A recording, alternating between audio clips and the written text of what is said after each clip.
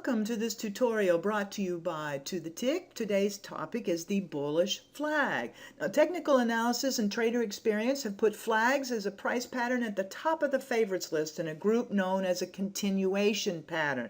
We're looking for continuation of trend. So what does that mean for us as traders? Well, we get to watch the whole flag formation unfold before our eyes and then have an anticipation about what might be coming next if we're going to be able to capitalize on that trend continuing. So who needs to learn them and why? Well, basically, who doesn't? They happen in bullish and bearish conditions, all markets, time frames, price ranges. They really happen a lot. They're very reliable, and honestly, they're quite easy to see once we learn what they look like and understand their characteristics. So again, today we're going to focus on the bullish flag.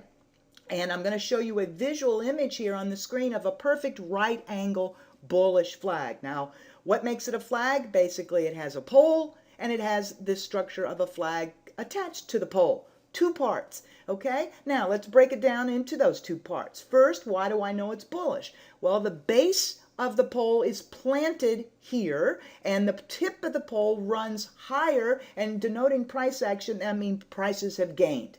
So the bulls have come from a base of support and they've pushed a pole and they've come up to a tip.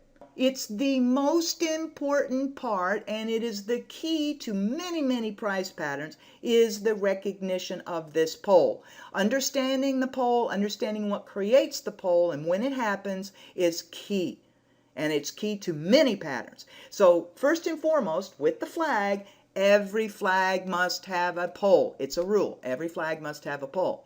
Then we get to see what might be coming next, and the flag denotes, in price pattern, denotes that we've hit a top and it's acting as upper resistance, and then its parallel backside line of support is here on the bottom. And that is what characterizes a flag pattern, is the fact that it's parallel or near parallel during this phase 2 part of the pattern. So now as traders, we don't get to look at these perfect little world images. We still need to look at things bar by bar and to be able to visually see that representation happening in live action. So here's the bulls with their big old bullish base of support. And again, today we're studying the bullish flag. And the bulls need to get enough juice built in this support base to finally get that push through the line. And that's the first order of business we need to see. So there it is. Prices get pushed through the line. Now, if they hold them and continue to run, you've got a new established breakout. The bulls have gotten enough push to get through that line, and you've got a new breakout. And what you've watched form here is the structure of the pole. Now, you'll notice the pole is tilted towards price. It's not straight up and down. It is tilted towards price. And then we get our first bar or two as a retrace. So we get a big action. And I'll tell you right now, the higher and stronger the volatility and the creation of the pole, the better. You want them strong and really aggressively pushing that volume and price. Then you want to see them take a pause as a retrace on that effort, and it's a slowed action, a consolidation period. And once we get this first couple of bars as a pullback and the swing effort back to the top, now we can look at what is our immediate definition in this new pattern, our immediate definition of resistance, point 1, point 2, that effort that fails to break that previous top, and then also point 1, point 2 on the back for where they found support when they pulled back. So again, notice that it's parallel. You will also note that it's tilted downwards. It's not that perfect right angle that we looked at. This is parallel, but it's tilted downwards. Well, let me say this. The flag can be tilted this way, it can be tilted right angle, and it could be tilted that way. The point is it the structure of the pole, and is your price action in here staying parallel or near parallel?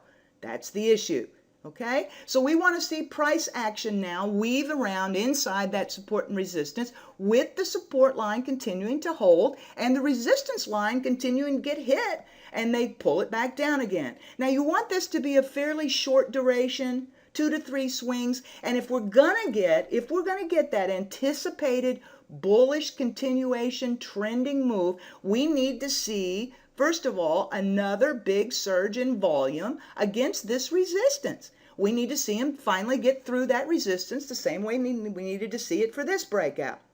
And if we are going to get that, we get to anticipate what might be coming next. And the beauty of these price patterns is we get to use part of the structure of the flag, the pole. Again, why is it so important? We get to measure the price action move out of that pole. And if we're going to get that new breakout, we're going to add that same size, that same measurement in price to our new breakout and see if we can't get that continuation of trend.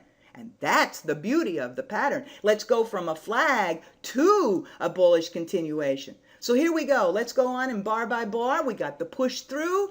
Do they hold it? So it's not a false one. Yes, it's a real deal, and they're running again, and we've got our target objective sitting out there waiting for us from here.